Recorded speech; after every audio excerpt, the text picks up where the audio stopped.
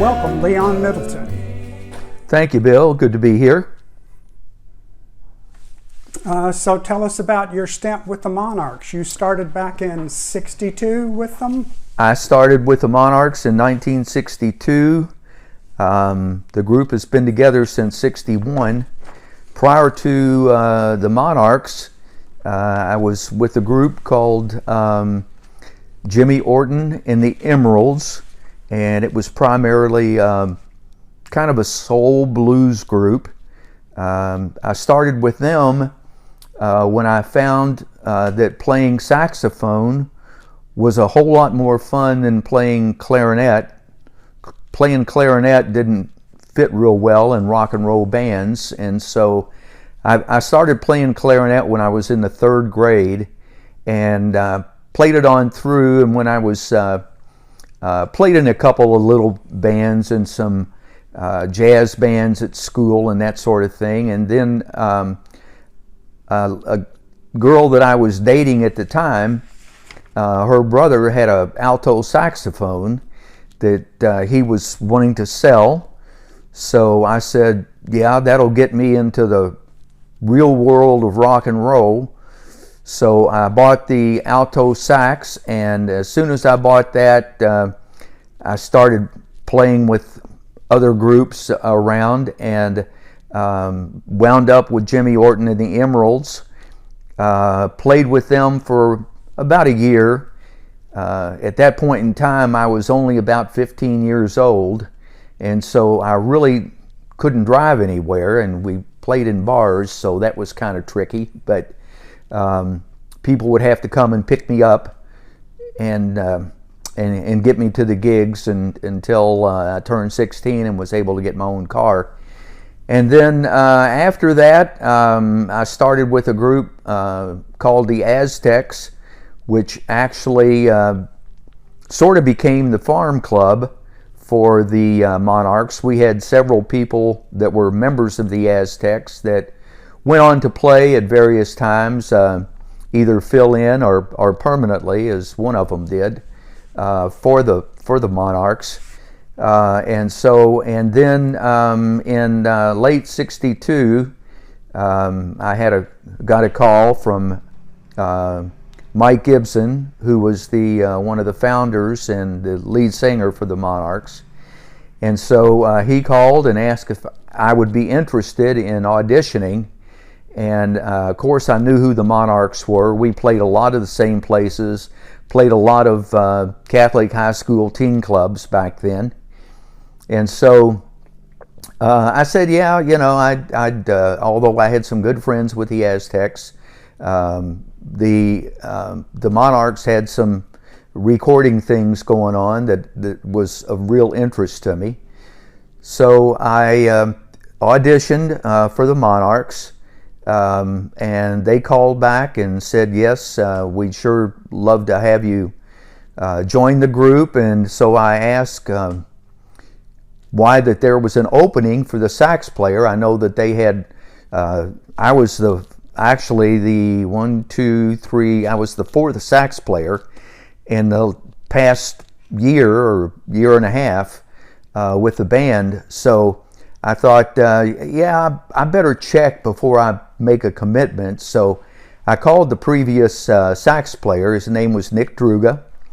I called him and I asked Nick, I said, hey, you know, understand you've left the Monarchs and they are interested in me taking your place, and can you tell me a little bit about the band and why that there's an opening, why you've decided to leave the group? And he very easily said, yeah, you know, he said, all that group does is rehearse and rehearse and rehearse. And he said, they're never going to play anywhere. He said, I need to play out and make some money, and that group is going nowhere. And I thought, well, I'll take a shot, as long as he didn't say anything negative about the members of the group. I can get along pretty much anybody. So I agreed and started with the Monarchs in late 1962, and have been part of that group ever since. So we're going on, the band is going on 60 years now. I will have been with the group for 59 years, and so being 1 year shy. And so that's kind of how I got started with the Monarchs. So that's worked out pretty well for you then. It's worked out really well for me. I've seen a lot of players come and go through the years through the Monarchs, but mostly the group has been pretty stable. After recording back in the early 60s, we had a few records out, and after the records were out, we had kind of had our pick of players around town, and really nobody wanted to leave the group, and so the openings were few and far between. So in our 60 years together, we really haven't had a whole lot of turnover with the group.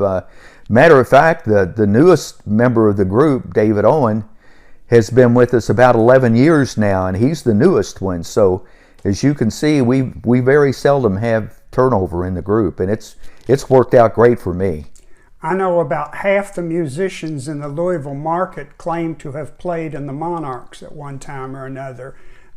As far as you're concerned, what would you say was the official count in number of members that have actually been with the group, not just one night? Oh gosh, I've got there's probably maybe 24. I'm going to guess somewhere along those lines.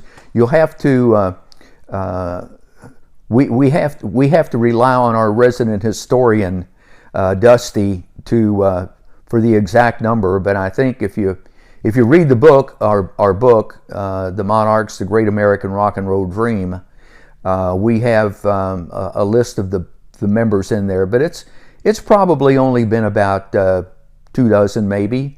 Over our 60 years. It's pretty remarkable. So after the experience of recording with the Monarchs, you've gone into the studio and done a solo CD.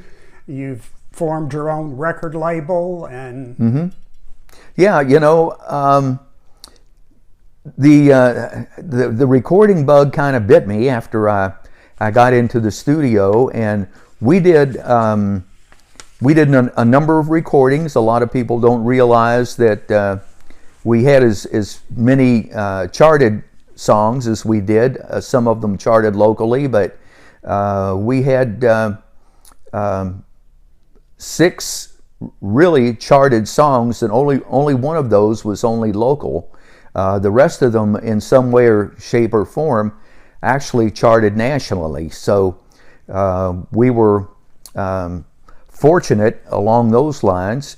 As far as my recording was concerned, I was fortunate that I grew up in Louisville and musically in a time where there were a whole lot of recording things going on here, and so a lot of bands that needed musicians, because at that point in time, back then, you had to be, in order to go into the studio and record, especially in Nashville, you had to be a member of the union.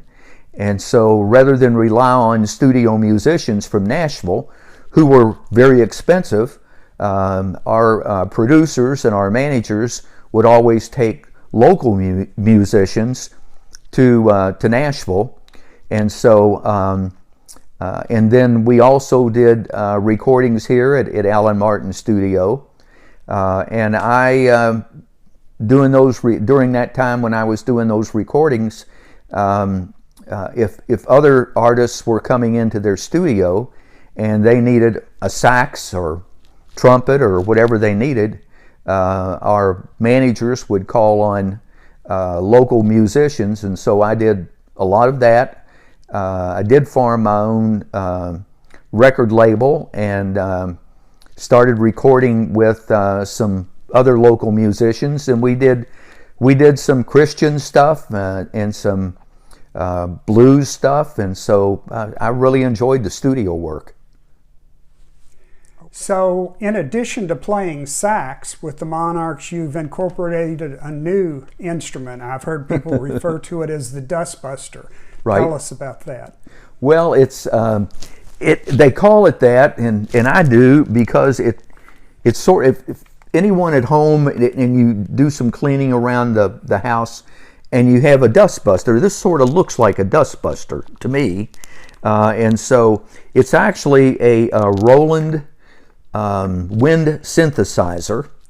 And many years ago, someone developed a synthesizer that could copy sounds for keyboards. And so a lot of times, and I'm sure that a lot of our fans out there are familiar with, and a lot of the audience, familiar with how you take a keyboard and you push different buttons on it and it will play different sounds. Well, several years ago, someone thought, well, we can do that with a wind instrument as well. And so they developed what they call a wind synthesizer. But some of the early models, and a lot of people are still playing wind synthesizers that you have to go through, you have to put through a MIDI. What a MIDI is something that develops each of those sounds. And the wind synthesizer, it's just the wind is the tone generator that takes the MIDI into whatever sounds they want. Several years ago, Roland developed a synthesizer, wind synthesizer, that they call an aerophone, and it actually has an onboard MIDI in it. And so up until that point in time, I hadn't even considered doing it because I didn't want to have to carry the amps and the MIDIs and all that stuff around. And so with this one, I purchased it a couple of years ago, and it actually has 52 different orchestral sounds in it. And so I can copy sounds that before I had to just play on saxophone.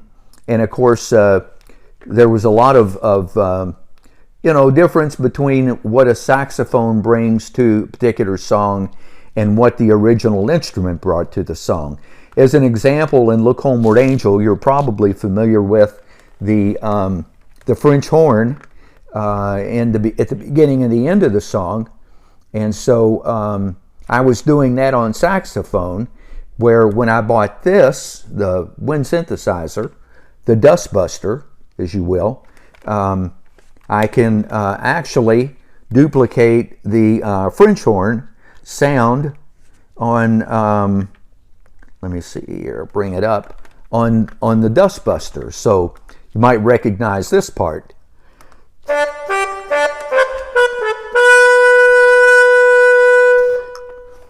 And so it sounds the same. It also has a really nice flute sound.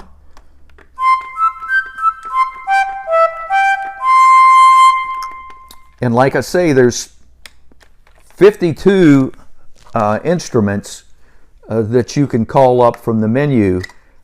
I use about 6 of them during the course of the evening. So anywhere from the French horn to baritone sax to a brass section and so forth. So people that see me playing that every single performance, people will come up and say, "What is that thing?" And I just said, "It's a dustbuster." So the Monarchs have been very fortunate to be able to perform and open with a lot of national acts. Can you give us a brief rundown of some of those acts? I sure can, Bill. There's 50 groups, over 50 groups here that are considered national acts that we've had the good fortune to work with over the years. And I'll just start out with a few. Of course, we've opened for the Beach Boys, Jay and the Americans, Frankie Valli and the Four Seasons, the Righteous Brothers, the Everly Brothers,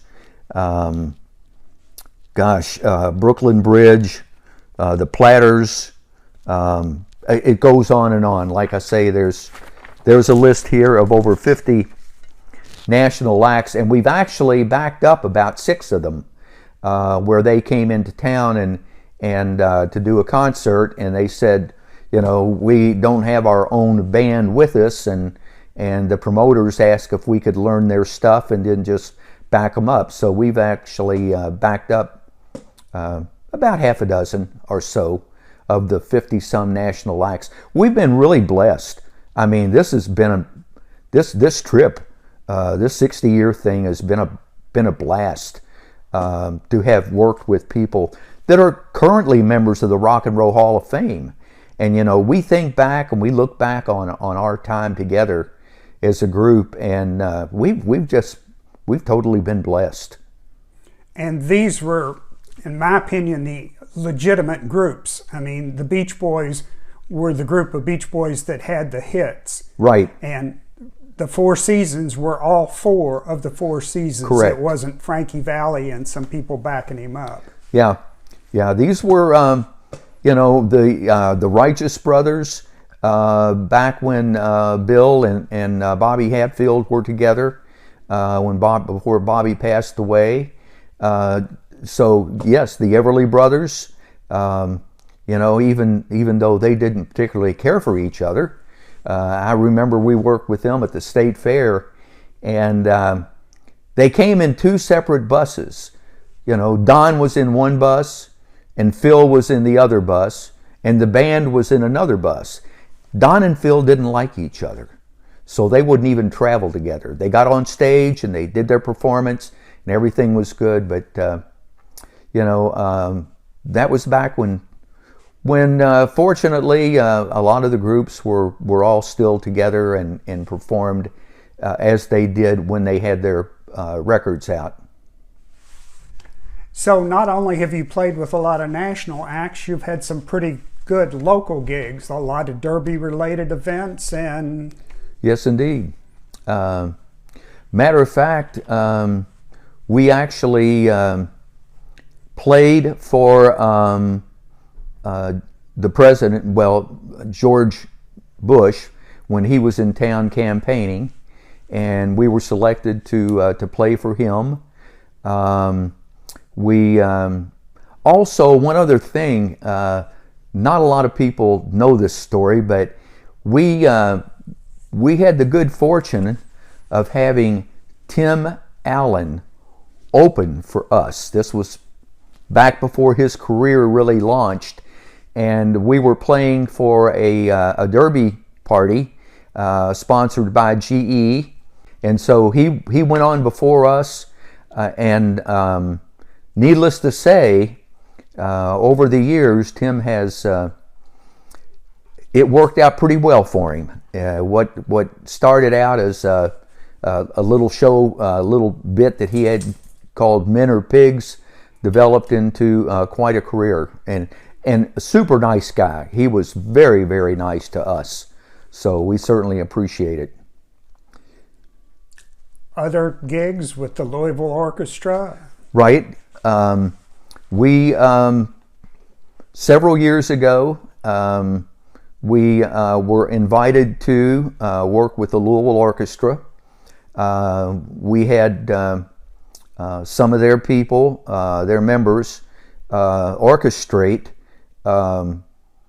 about 10 or 12 of our songs that we do, the records that we had out, the hits that we had out, in addition to several other favorites that we do. And so we worked with them probably, I don't know, 8-10 times at various places from Louisville to Bardstown, and did that show. And that was a thrill because, I mean, you go back and you listen to, and to hear Look Homeward Angel and Climb Every Mountain and some of our big songs, our big hits, you hear them orchestrated, which we sort of did in the studio, but we didn't have real violins behind us when we did those songs. And to hear that done with the Louisville Orchestra behind you was really a treat. And I think it was for our fans too. And speaking of our fans, I've got to give a shout out. You know, we wouldn't be doing this for 60 years if we didn't have some of the greatest fans in town. You know, we've got people that have been loyal to us. We still see Dusty and I, two of the original members, when we play, we still see people that we saw 60 years ago. They come out and they bring their children and their grandchildren and sometimes their great-grandchildren and come out to see us, and we've developed a following that has been generational.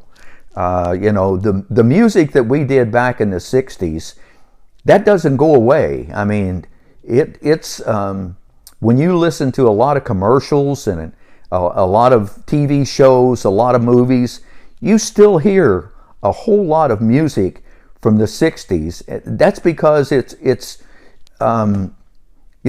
just not going away. It was something that everybody could sing along with and enjoy. It was happy music, and so we've chose to continue to do that over our 60 years, and we just love it that we're still seeing our fans come out all this time and introduce their families and friends to our music.